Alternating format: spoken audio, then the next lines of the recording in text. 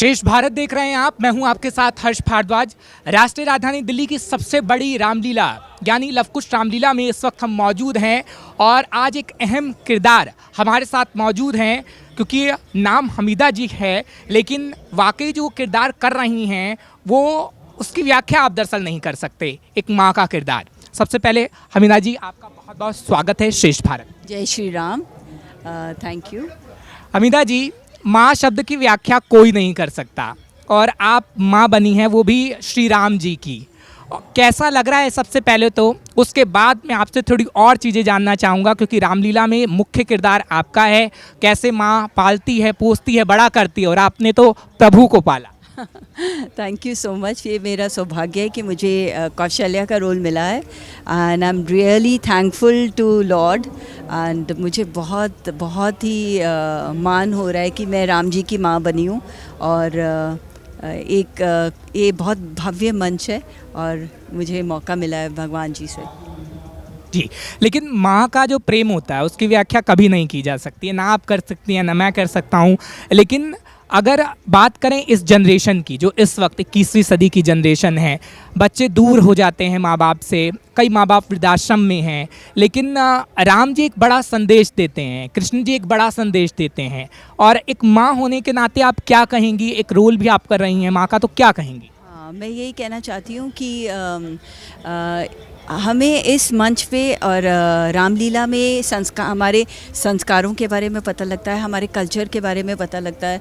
तो हमें अपने छोटे बच्चों को ये शुरू से दिखाना चाहिए, हमारे कल्चर के बारे में दिखाना चाहिए, हमारे संस्कारों के बारे में दिखाना चाहिए और राम जी की लाइफ कैसी रही है वो भी छोटे बच्चों को रामलीला के थ्रू, इस मंच के थ्रू हमें बताना चाहिए।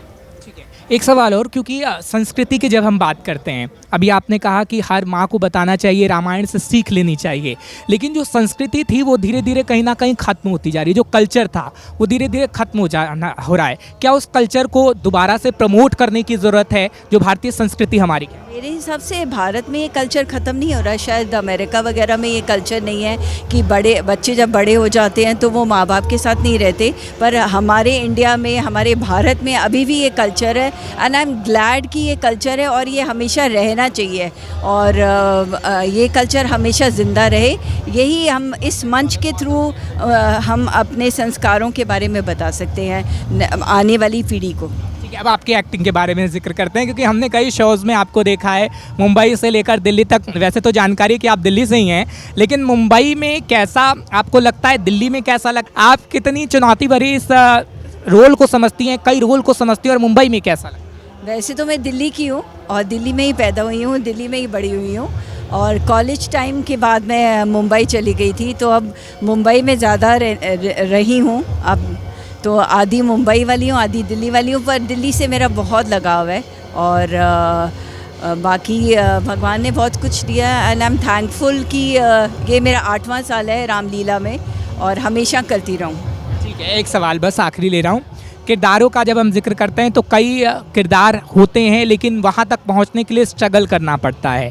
आजकल शॉर्टकट का ज़माना है, बच्चे शॉर्टकट अपनाने की बात करते हैं, लेकिन क्या कहना चाहेंगे जो एक्टर बनना चाहता है, जो स्टेज प्ले करना चाहता है, क्या उनसे कहना चाहेगी? मैसेज क्या रहेगा आपका उनका? मैं यही कहना चाहती हूँ कि अपने ऊपर कॉन्फिडेंट और अपने ऊपर विश्वास होना चाहिए।